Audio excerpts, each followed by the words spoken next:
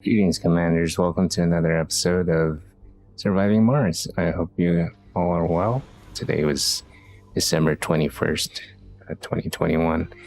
I wasn't able to go home for the holidays because we were low manned back where I was working. So I stayed behind. I started batch filing these videos, but this particular video is dedicated for the milestone to lay down the Megadome. The Megadome is this large dome that has the ability to provide maximum or high relaxation. It has its own park, I believe. It's garden, so it very well could act like the Hanging Gardens spire that it has, that we have in the game, without having one. So there's a lot of things going on. So we had a shortage of metals, was the previous episode. So you'll see us continue trying to get metals from different areas. I haven't found any metals at this point in the earth or down below with the Below and Beyond DLC. But there are definitely metals to mine up in the asteroids, so I take opportunities to get up there. And I upgrade the techs to be able to stay up there a bit longer. Each progression of the technology to stay up in an asteroid increases the amount of days to, I think the most I've seen was 19 souls you could spend up in an asteroid. So you can definitely send up people or colonists up there to mine and to do the things that you need to do. Going up that long is kind of stressful for them. So you want to have shifts every so often, bring back your colonists. I send unspecialized there so that it doesn't detract from what the specialists are doing on the planet. Because you don't want your best people, well, you do want your best people on an asteroid, but I don't want the ones. I wanted a contingency plan just in case something went wrong. And I know it sounds weird to send your untrained up on an asteroid, but they are trained enough to do mining. Yeah. So, yeah, that's a nervous pause. But anyway, what we're doing, so the Megadome does require some metals. So eventually we do get it up, and we got the milestone. But this is me deciding what to put in the Megadome. I want the first important thing, one of the most important things, since we ran out of space, I have a lot of homeless. We want to have the Megadome have a bunch of living spaces around. The thing I didn't account for is a lot of these homeless are also jobless. They don't have any jobs assigned. So later on you'll see a couple of things. I provide jobs in the form of workshops. TV studio, I believe, has 36 spots. If you fully unlock the 3 shifts and then fill it up, you're gonna have it up to 36, I believe. Then I use the other workshops as well to occupy the job area. They don't require specialists to man, which is a good thing.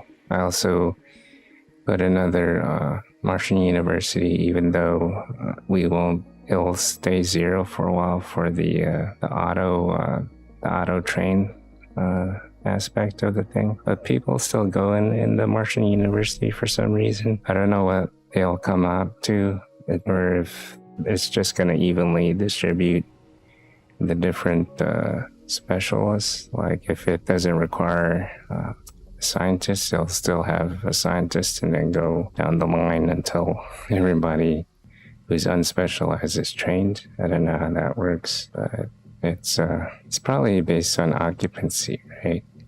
but occupancy is based on what specialist is missing. So I gotta pay attention to that when I play the next game to see what's going on. As you can see, we are doing the mining operations on the asteroids, getting the metals.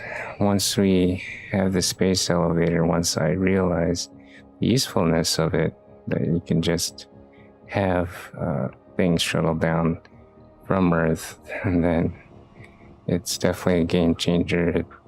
Then I had to figure out how to distribute all these extra goods around. There is still a production limitation with how these things are being distributed throughout the map. There were not enough drones to send all these things to where they're at, so I eventually had to relocate the space elevator to an area that had enough drone hubs and flying shuttles. And then later on, we were able to upgrade the amount of cargo the shuttles can take. I believe it's up to 6 versus the tiny drones who can only take 2 at a time. But I reached the point where my drones were as much as my colonists at one point, and then the population boom happened, and I was over 3,000 or 4,000 colonists. And because this game likes to challenge you whenever things are going okay, they had a major dust storm that destroyed everything.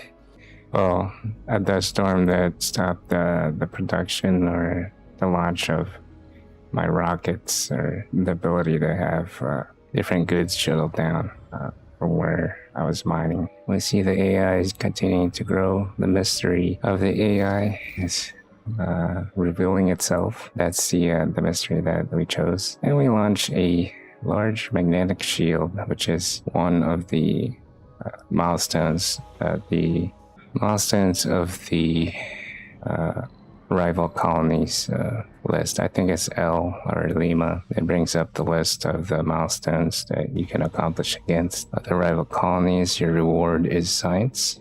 So that's pretty cool. I did that 100% too in the game. So all in all, we had how many episodes so far? We're probably up at 30 something or 40 episodes by the time I complete everything, which is just about right.